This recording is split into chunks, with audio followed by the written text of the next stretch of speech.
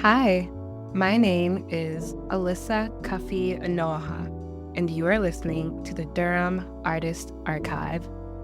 This is where we tell the story of Durham through the eyes of artists. Let's get into it. Hi, welcome back to the Durham Artist Archive. And today I'm here with Dr. Zelda Lockhart. I am so honored to be with such a decorated author, novelist, poet, all-around creative who is based here in Durham, North Carolina. Do you mind kind of telling me about your creative practice? Sure, I'd be glad to. It's so great, Alyssa, to be in this conversation with you. Thank you so much for welcoming me to your show. So my creative practice, that's a broad topic. Yeah. So I know you do so many things. Yeah, I do a lot of things, but I can sort of tell you how the writing part got started. And I'll even say the writing / healing part. So I was 20, almost 21 when my son was born, and I had these moments after he was born where everybody would tell me, like, make sure you nap while he naps and all of those things. But what was really happening for me is when he was napping, it was almost like there was an itching feeling. There was something that needed to happen, that feeling like when you feel like you lost your keys or something like that, or you don't know, you know that's something you left behind, that kind of feeling. So I just sat with it every day with the curtains drawn during nap time and just sat. And then one day I picked up a journal that my department chair had given me. I was not an English major yet, actually, but the department chair of the English department had given me a baby journal.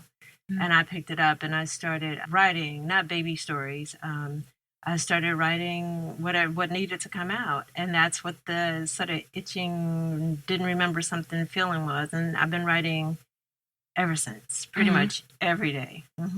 I love that. When we talked before, you shared this analogy, I think is the word, of you write and just whatever comes out is what comes out, right? Yeah. Your writing is like the water and the genre is the vessel. Am I like describing that? Yeah, it's the container. Yeah. You said it much better than I am, but I thought that was such a great way of putting it, because not only have you written novels, you've done poetry, you've got a memoir coming out, you've done essays and workshops and all of these different things. You've got like lesson plans for your Fulbright experience that you've got coming up. And so so I'm curious, like in that first journal, what were some of those writings about? Yeah, well, some of them were funny things. And then, like remembering when my little brother Marlon got a splinter in his foot, but he probably had watched too many episodes of Gunsmoke or something, and was acting like the world was coming to an end. He was about 4 years old, and we were like trying to get the splinter out, and he was like, just let me see the Christmas tree one more time. So funny stuff like that. But then also things came out like whatever that itching feeling was a memory itching kind of thing of like, like getting down to something, and it just sometimes felt like that's not it, like there's something else underneath there. And then so finally started writing things like the sensation of like a roach crawling over my arm, remembering that when I was little, but that felt attached to some other unwanted touch, some other sensation, and then began to writing. Then I began to write about the sexual abuse. But that was after I started having flashbacks, is after I had gone intuitively following a friend's advice and lived off grid in Daniel Boone Forest with her mom and with my son being like 2 years old. And, it's like when my heart and life and mind had opened up and said, you're safe from your parents who were about 1,000 miles away. Yeah. And then something started opening up, and so, and the writing became the sort of container, as you were saying. So you're asking me about the genres, like what genres do I write in? And I was saying to you that it doesn't really matter, like the genres are the containers. So just express yourself every day, and then eventually you see a pattern to what you're expressing, and And eventually you say, oh, okay, what is this? Oh, this is poetry. Oh, this ended up coming out as an essay. Oh, look, this is a short story. But not going with the intent of I'm about to write a novel now. So I don't do that. I'm not saying that there's anything wrong with doing that. I just write every day, and then some of the writing forms into something, and it happens to be in a genre container. So yeah. Yeah, I just think that's such a nice way to think about it. You just do the work. Yeah. And then once you review it, you find the patterns in your expressions. Yeah. And that becomes the themes of your work, right? Yeah. You're not starting off establishing a theme, and that's just the style that's worked for you. Like some people can plot it out up front, but for others, it's kind of just a different process. Yeah. Usually there's something going on. Like there's something I don't understand or something. And I'm just writing is taking your medicine every day. You know, it's like there's something I don't get or something I don't understand about the world or something about my own life or something about something that I grew up with. I'm 60 years old. I'm still this stuff I don't understand, you know, and trying to make some sense out of it, usually relationship related, you know, something with me and my kids or something that's generational, like why is this there? And just writing about that. And then it's like, yeah, you know, some of that writing is just nothing really going on. You know, just journal entries or whatever. Yeah. And sometimes when I'm walking with the meditation of whatever it is that I'm curious about or writing about, then other things start to attach themselves to that. I might be at a dance performance and begin to understand something or shocked by something or something lit up in my brain, you know, and then start writing more. And then that's how it goes down. Yeah, it makes sense. I feel like I'm already having so many little moments. So we just started talking. Yeah. The memory itches. Yeah. I feel like that really connects with me too, because I'll hear something and I'll be like, oh, I watched a play when I was 5. And it like takes me back to that moment. Yeah. But I just have really strong associations with like visuals. Yeah. A lot of people say they are a visual learner, but I think I'm actually a visual learner. And I remember being in like 2nd grade and learning about pointillism. Yeah. And in art class, we had to make like pointillism style drawings. Oh, wow. And then I remember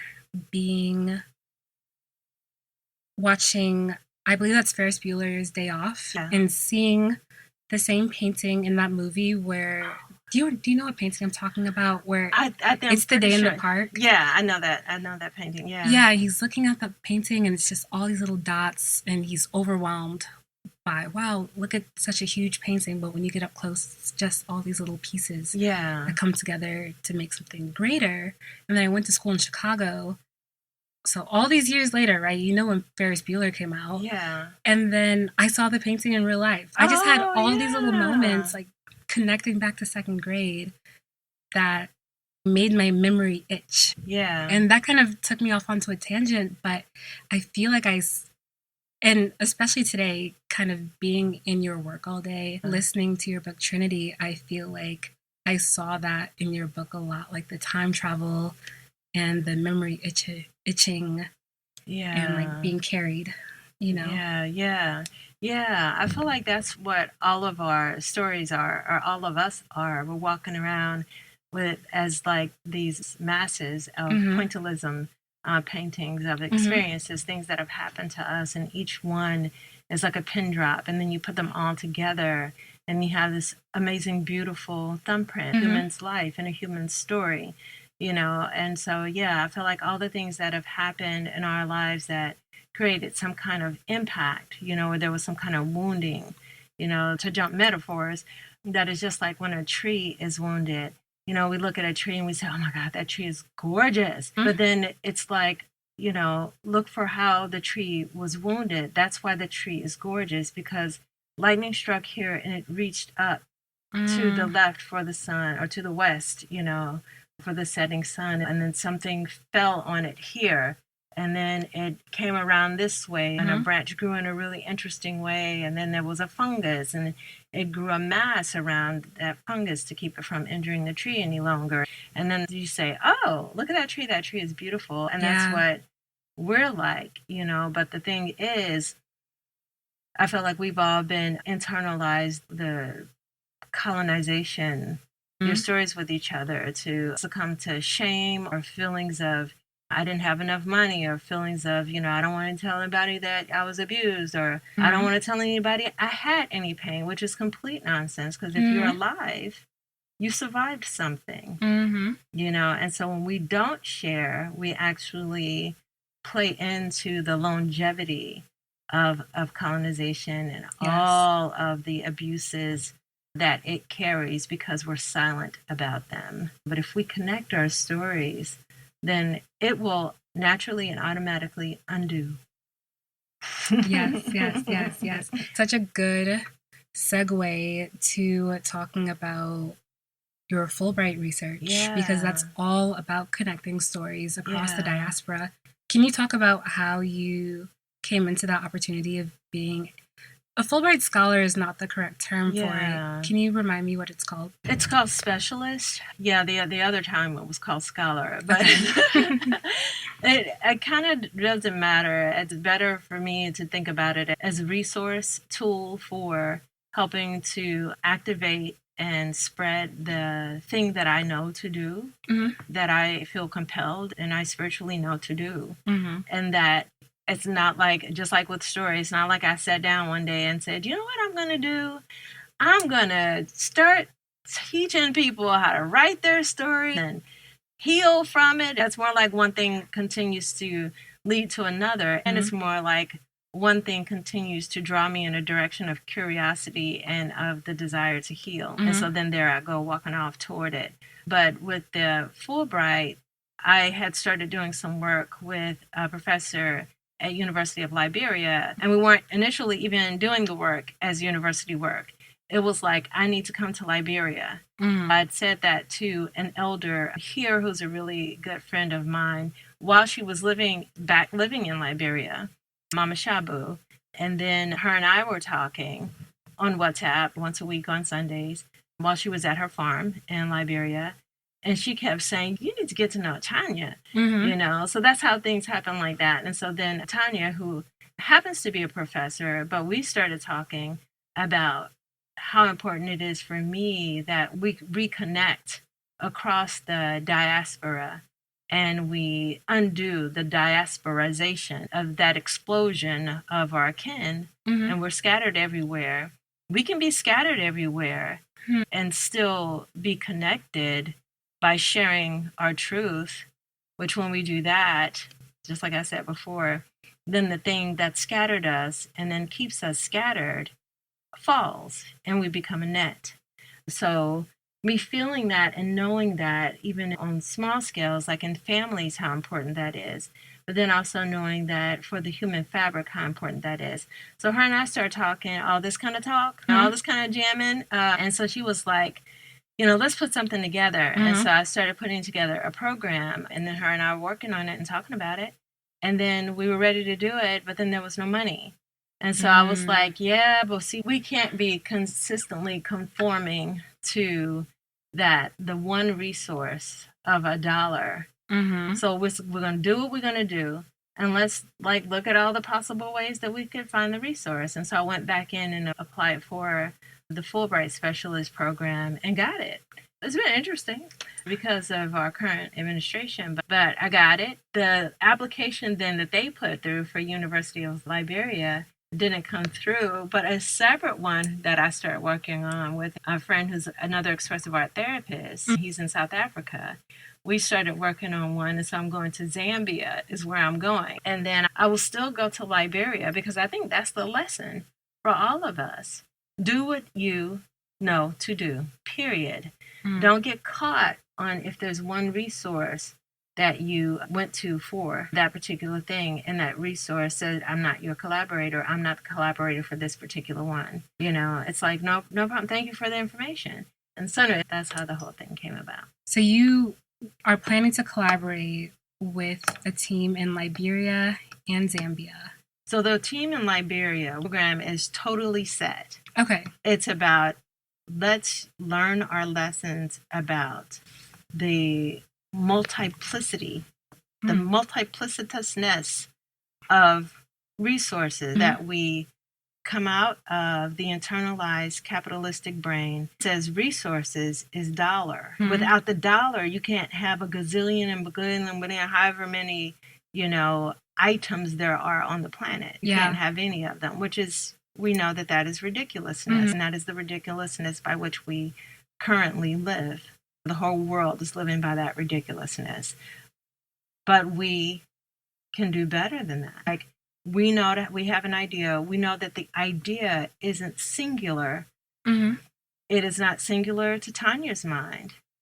It is before us and it is after us. Mm-hmm. It is for things to come and it is for it to heal things that have already happened. Mm-hmm. So it's a post-war healing work with several stakeholders. So it's like everything has come together to do the work. Now it's up to the minds, the bodies, and mine included, that hold the notions of the internalized capitalism and colonization to undo that in order to do the work. Mm-hmm. Yeah, so it's no wonder that the one for University of Liberia did not go through.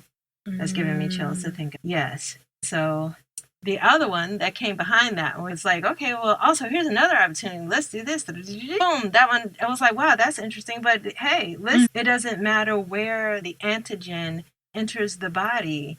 It will do the job of getting rid of the poison. Yes. So we will come in wherever it's like, okay, let's do this. That's amazing. And so you're going to Zambia very soon. Very soon. You said September 1st, yeah. And you'll be there for 2 weeks, is that right? Uh-huh. Short period of time. And so you had an extensive lesson plan that's been condensed into a shorter period of time. Yeah. What were some of the things that you have on that agenda?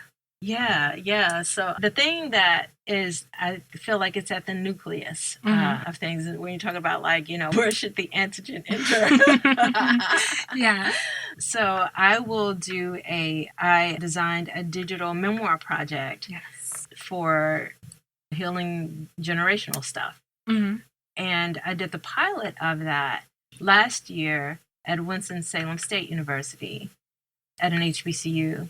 And so I am going to be going to Open Window University in Zambia, and I'm also going to be working with an HBCU here. I will work with them simultaneously. So there's a 6-hour time difference. So I will work with the Zambia students, and then I will work with the American students each day for 4 days straight on building these digital memoirs based on the prompts that I have, my personal plot prompts that are in the Soul of the Full Length manuscript. And so based on those prompts, and then on Friday, they will come together and they will share their digital memoirs. The preconceived value of that is that they are doing this work that has to do with how has colonization impacted you personally? Mm-hmm. How is it inside of your family? And some of that work I will prime them with by talking to them about, stories like Trinity, my own story, my own personal stories, and some of those are in Trinity. Mm-hmm. And then also showing them how anytime there's personal and familial impact, that impact is almost always motivated and in place because of some societal impact. That societal impact is almost always able to track it back to colonial impact. Mm-hmm. Yeah. And they won't have a whole lot of trouble figuring that out or being able to get with that. Mm-hmm. And then the freedom of expression of taking visual, audible, written art forms and being free to go for it and create your story, and then to come together. I'm not even going to try to script what that experience is going to be like for students on this side of the water and students on that side of the water who are predominantly brown people, to look at each other's experiences. So when I talk about collapsing and getting rid of the separation of being diasporatized and creating that net, for me, that's what creating that net is. Mm-hmm. is actually doing things with story and how it connects us. So there's that program. I am going to do a public piece for the general public, an interactive /keynote on how our stories connect us, which would be fun, beautiful, emotional, all the things. I'm going to do some facilitation work with professors from different universities in Zambia to all come together to see how it is that expressive writing is something that can help their students have a social impact and personal impact and generational impact. And then do that work very specifically with the professors at Open Window University so that they can take their art and design and digital media work that they do and infuse it with the human reality of change and shift and transformation. That's so exciting.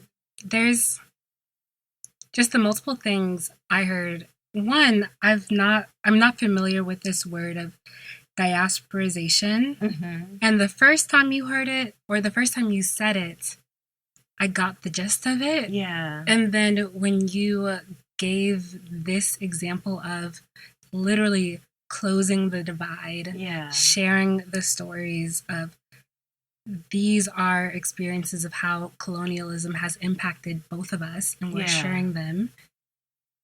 That really sealed it for me and made so much sense.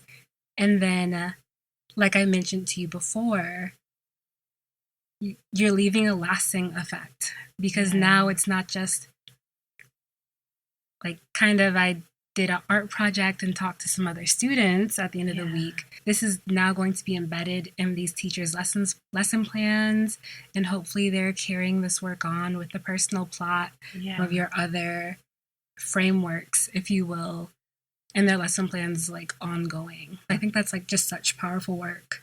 Thank you. Yeah, we're down at the bone.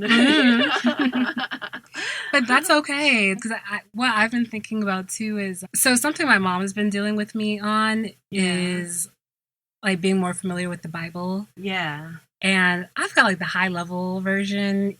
You know how in Tyler Perry movies, Medea's got like Eve, and she had the leopard print tattoos, and she ate the apple. She's got like the corrupted version of the Bible. Yeah. And my mom is just like, Alyssa, as long as you get the gist, you can take the lessons from it. Yeah. And that's all she wants me to do. Like have the understanding so that I can take the meat and leave the bones. Yeah, yeah. And that's what I think your framework will be able to provide to all the people who are involved, right? So even if they're not going to be teaching personal plot every day, they're teaching science or humanities or whatever else, they're going to be able to say, hey, the American students are having this experience you're having as well. Or a student comes to office hours and saying, hey, I'm dealing with this. You know, it's an experience that is relatable, that crossover. That's really important, that they can lean on. Because the professors will have the experience themselves. So I won't be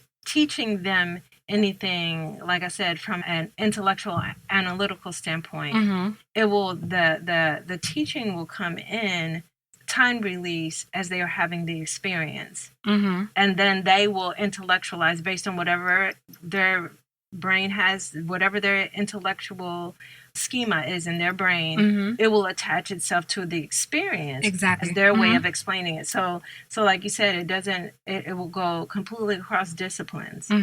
It's transferable. I took a long way to get there, but that's the word I was looking for. No, you said it. And you offered story for it, which is beautiful.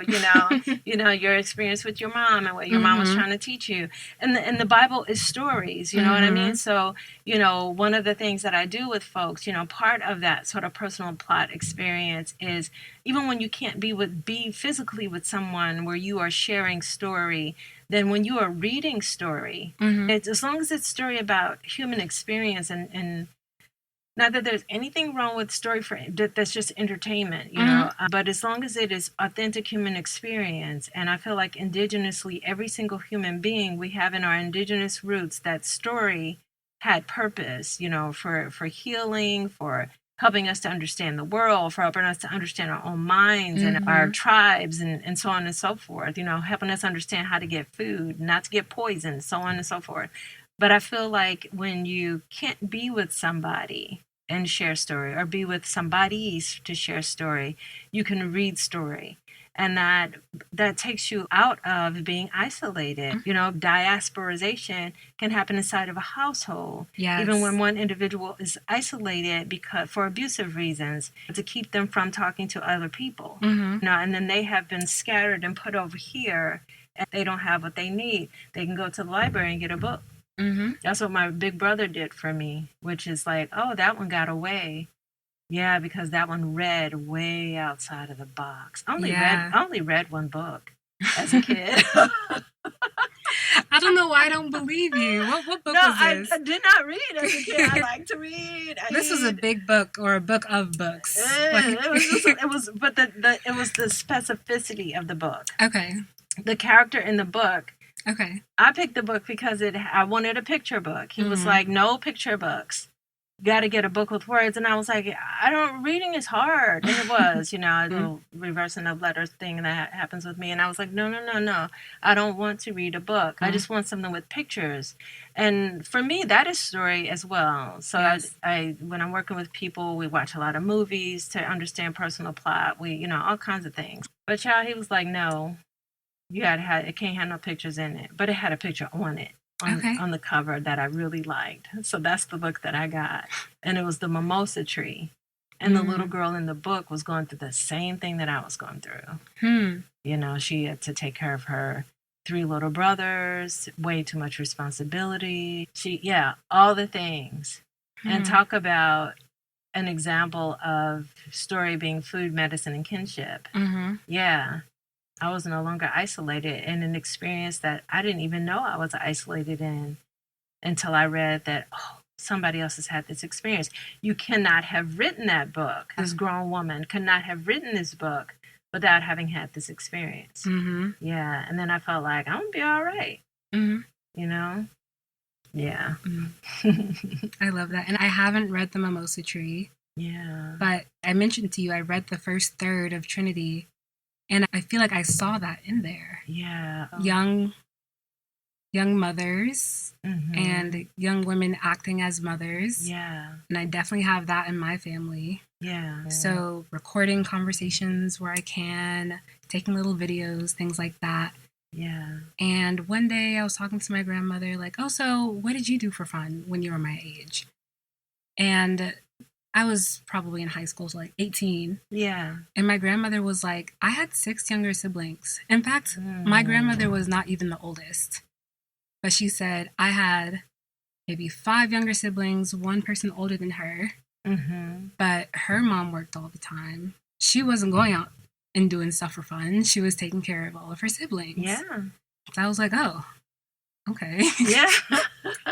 That wasn't really the answer I was looking for. You thought you was going to say, well, when we went to parties. Yeah, I thought I was going to get something a little bit more exciting. So She's that doing really them dishes and hanging them clothes up on the line, you know? opened up a lot of her world and like why she is how she is to me. And it really exposed a lot of her to me. And even in your book, some of your characters like travel up to St. Louis. Yeah. My great grandmother, who's still with us, she traveled from Mississippi with her then husband up to St. Louis. Oh, yeah. And then she independently kept going to Wisconsin. Yeah. So like it was really cool to see some of my personal family history in your book. And I know your character goes back down to Mississippi and in North Carolina, I think. Yeah. There's so much more to come. I can't wait for you to read more. Yeah, I have to keep going. But taking that back, coming back to North Carolina, I'd love to learn more about your history to Durham, because just starting off in Fayetteville, I was like, and the voice actress was so amazing. Yeah. It felt so beautiful. cozy. But I think I read that you went to NCCU. Is that correct? I didn't go to NCCU. I taught at NCCU. Okay, you taught at NCCU. Yeah. So yeah, I just love to learn more about... I went to Norfolk State. Norfolk State, Yeah. okay, yes. So I just love to learn more about your history. Where did you grow up? And then what's your relationship to North Carolina? So I was born in Starkville, Mississippi, same birthplace as my mom. We went back and forth in the summer. I grew up in St. Louis. Couldn't wait to get out of there. I was really watching the clock, doing anything to try to get beyond the moment of like, let 18 come on now to get out of there. And you'll see there's a character in the book that is what occurs. It's closer to it at the end. where she's literally watching the clock for her 18th birthday.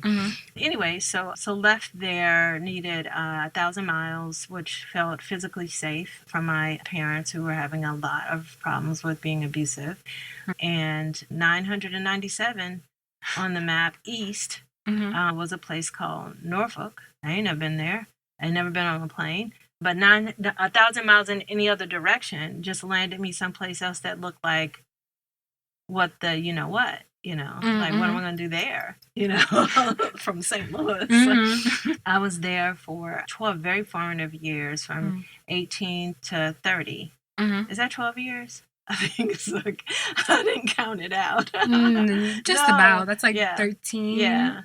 Yeah. So it was a hugely formative time. And, had my son, had my whole lesbian life growing up. Then I moved to Ithaca because I had gone near there to Geneva to a writer's retreat where Dorothy Allison was. And I had started writing my first novel, but I was like, something's wrong with my poetry. And she was like, you're writing fiction, boo.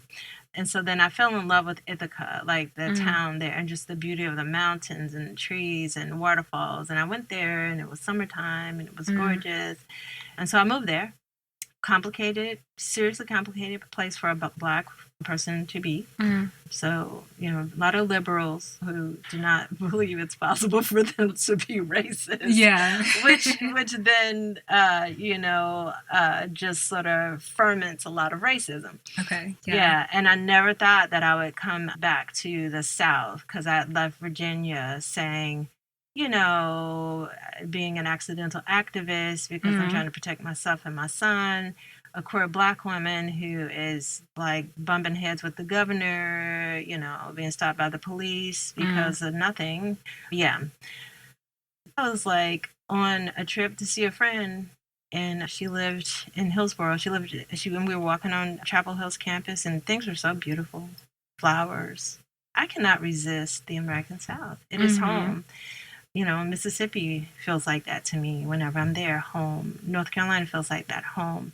Any place else I move will have to be warm with lots of green and flowers and stuff. So yeah, that's how I ended up here, is that there was an eagle that I saw that day. There's more to that story. But I was like, oh, okay, well, I am home. And so at that point, my daughter had been born. My son was 16. My daughter was a year old, and I sold my house in Ithaca and moved to North Carolina, and here I have been for 23 years. Oh, wow. Okay.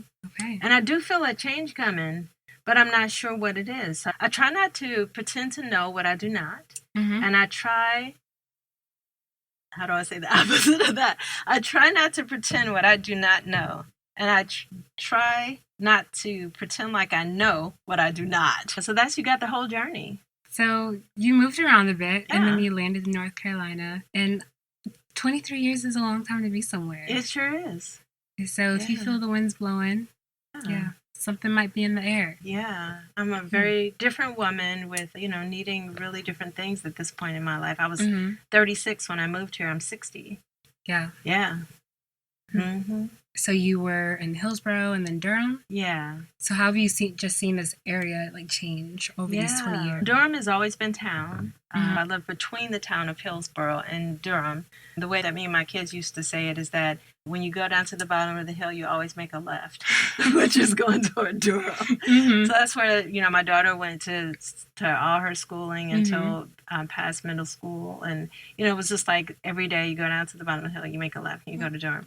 Some of the changes that I've seen just have to do with it becoming sort of some of it is sad for me because I don't know how you would reverse it. I think nature would have to reverse it.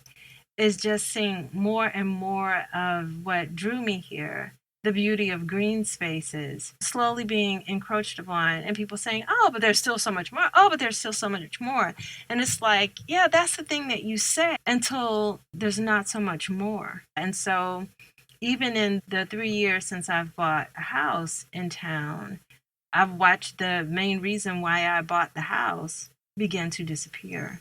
Yeah, it's just like, oh, well, they knocked down that stretch of woods, where the owls and the coyotes and the foxes used to run and everything like that, right here in Durham. But then now they knocked all of that down and are building $3 million homes. The heat index coming off of there for the last 2 summers is outrageous. Of all of those, 200-300-year-old trees being knocked down. And then right across from me, if you got to have a house, you got to have a house. But my neighbor, knocked down the trees and is building a house next to his house. And is just like, oh, okay, well, now I can't look south and east. Now I can look west of me and still see trees. So that's the biggest thing for me that has changed is, very rapidly, especially lately, you can go down a street, that you recognize, like, oh, I'm getting ready to go this way to leave the library, for instance, and find yourself like with your head going left and right, going, wait, did I make a wrong turn? Yeah. Because I'm seeing like some building or something in front of me that I don't recognize. And it's like, yeah, because what was there is gone. Old establishments, not that we have to stay with the old, but with the changing of the old and the lack of love for antiquity, there's just knock it down and build something much larger that went up really quickly and probably is not built very sturdy. So that's the biggest thing that I have seen change. Really the main thing that lots of people complain about. And then the other thing that I noticed is then so my neighborhood is just the part of my neighborhood. So you got these swatches of Durham that are predominantly white. And I'm about all of us, can all of us be together? And I'm in Durham. I was in Hillsborough as the only Black person. I'm trying to be in my neighborhood as the Black person, and I'm in Durham. But what I have seen is that the Black people are moving further north into Durham County and east, so it's kind of that colonization thing. This feels prime land. So you go out west where there's nothing but desert. We'll move y'all out there, or you go so far down south that when the wind blows and a hurricane comes, your behind's going to drown. Yeah. But we want the prime piece of land, and for you to get off of it. And so we will price it so that because of capitalism being what it is and you being the low cog in the machine, you won't be able to afford it. Yeah, and so that to me just, it's just like, look, this is my city and my people come into my city as artists and everything. This is not the Cotton Club to entertain y'all, and then they have to leave. Like, what's going on? And it's like, yeah, but that's what's going on. Yeah, the same thing that we've been talking about the whole conversation is the colonial mindset, especially when people don't know that they're participating in the colonial mindset. So it's like, do not buy into the superiority lie, and do not buy into the inferiority lie. Yeah. I think that second part is easy to forget about. They're the same lie. Yeah, 2 sides of the same coin. But the superiority lie is sexy, right? So it's like easy to like want that, but equally as easy to fall into the inferiority lie. Like you can speak of if you have the disease of the superiority lie, you can almost speak about it and be like, oh, like, yeah, like I have to like cure myself of the superiority lie that I live with, but if you're living with the inferiority lie, you are not bragging about that shit. Yeah. Sorry for the word. No, it's okay, because that's what it is. Yeah, so instead you're walking around not telling people what's going on with you, rather than saying, look, I don't have any money right now, and I'm not sure how that happened. My mortgage went up, and my rent went through the ceiling. Not sure how that happened. You tell people, and we can all do something about it. You do what is expected of you to keep colonization going, which is don't tell anybody. And then you isolated yourself in the abuse system, which means you will not be able to maintain and have what you need. So here's something that I do love that I'm seeing in Durham, is that people are telling. And I'm like, yes, do that. Have a fundraiser. Get rid of any notion of shame. Shame is what can help to keep it in place. And be like, shame of what? It ain't my fault that I'm working 8 hours a day and I actually cannot pay my rent. I'm not ashamed of that. I'm going to tell everybody. And Yeah. then we can all do something about it. Mm-hmm. You know, we can have a house party. Yeah. Mutual aid. Move. We can do all kinds of things if we tell the truth and tell the authentic truth. And then once you're doing that, this is funny because all the conversations keep leading back to the same thing. That separation and that desire to keep you separate so that you will not speak to each other and will not heal and will not connect. Then that separation and diasporization, it begins to undo it because then people recreate a net that was, and you can, as we saw with COVID, recreate the net from all over the globe, you know, of finding yourself in moments with people in the screen, and this person is in Ghana and this person is in Japan. And this is my experience with teaching workshops during COVID and going, oh, I'm going to always teach workshops online now, because who knew that this tool could be used for us to be in conversation, and it's nighttime there and it's morning there and I'm sitting here in the middle. Yep. Yeah. I actually need like 20 minutes to myself to digest all of it. I don't have 20 minutes, so I'm gonna just keep it moving. But I just, so much goodness has come out, and everything you've said is so spot on. And I think that's something a lot of us who live in Durham specifically, or who are living in cities that are actively being gentrified and are new to those cities, it's important to think about what our part in that is, just what we can do to help be a solve. Not a solve with an O, but a solve with an A. Yeah. And make sure we're like aiding the community that's here and supporting our friends and making sure we're listening when folks are speaking up, like you said, and saying, oh, you don't want to go to the $100 dinner? That's cool, girl. Come over. We'll cook. Word. I didn't want to go to dinner anyways. That's just what we always did. Yeah. You don't want to get drinks? I didn't want to pay $15 for a cocktail anyways. Exactly. They are price gouging, and I was going to complain about it when I got home. Yeah. You know, I can make a mean cocktail at home. Yes. So we're coming up on time, but I love how you kind of really tied things up with a bow so beautifully. I feel like the theme, just how we talked about before as well, kind of finding the themes at the end. Yeah. Then there is a diasporization that has been happening, I don't want to say naturally, but there are forces at work that are creating a diasporization.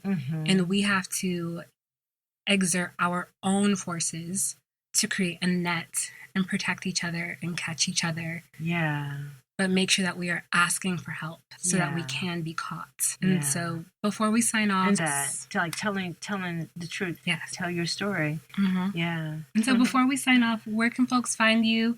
How can folks help support your Fulbright experience? Yes, please help support my Fulbright experience. It was highly funded, and now it's minimally funded. So I will be doing an online fundraiser, and it will be available on my website, which is ZeldaLockhart.com. I will also do a whole bunch on IG with that, and my IG handle is Zelda.Lockhart. And then there's lots of workshops that I teach, and I make them up as I go, just like with the stories that I write.